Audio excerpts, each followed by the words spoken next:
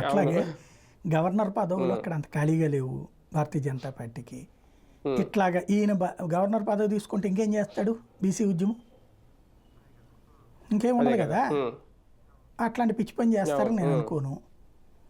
ఇక ఈయనకి ఏదైనా అక్కడ ఉద్యమాన్ని పేరు చెప్పి కొంచెం హడావిడి చేయడం జరగాలి. ఎందుకంటే ఇప్పుడు చట్టసభల్లో 33% రిజర్వేషన్ బీసీలకు ఉండాలన్నటువంటి దేశవ్యాప్తంగా హడావిడి చేసుకొచ్చారు ఈయన. ఇప్పుడు అన్ని రాష్ట్రాల్లో ఈ ఛాయిస్ వచ్చేసింది.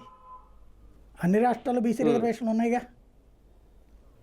దాంట్లో లేని ఎక్కడ ఉన్నాయి? ఏ రాష్ట్రంలో ఉంది బీసీ రిజర్వేషన్లు? ఎక్కువ ఉన్నాయి ఉన్నాయి కానీ తక్కువ ఉన్నాయి లేవు కదా. చట్టసభల్లో అంటే ఈయన అడుగుతుంది శాసనసభ, పార్లమెంట్లో. దీనికి కనుక ఒకవేళ కేంద్ర ప్రభుత్వం అట్లా చెయ్యదలుచుకుంటే, అంటే బీజేపీ కేంద్ర ప్రభుత్వం కాదు, ఇప్పుడు మహిళల రిజర్వేషన్ 33% ఇచ్చారు కదా, అట్లాగే ఇందులో కూడా 33% రిజర్వేషన్ బీసీలకి అని కనుక కేంద్రం చెయ్యదలుచుకుంటే అప్పుడు ఈయన్ని అస్త్రంగా వాడుకోవచ్చు దక్షిణాదికి.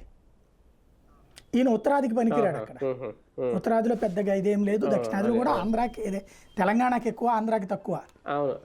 పరిచయాలు ఉంటాయి, ఉద్యోగ సంఘాలు బీసీ సంఘాలతో మీటింగులకి వాటికి పనికి వస్తారు. కానీ జాతీయ వ్యాప్త ఉద్యమం, జాతీయ నాయకుడు అని ఓకే, మనకు దక్షిణాది నుంచి మనోడు ఆ స్థాయిలో ఉన్నాడు కాబట్టి మనం తక్కువ చేయొద్దు. కానీ అక్కడ ఒక లాలూ ప్రసాద్ యాదవ్ కొడుకులు, లేదా లాలూ ప్రసాద్ యాదవ్, మనము మురళి పేరేంటి, అఖిలేష్ యాదవ్లు, వాళ్ళందరూ కూడా బీసీ నాయకులే.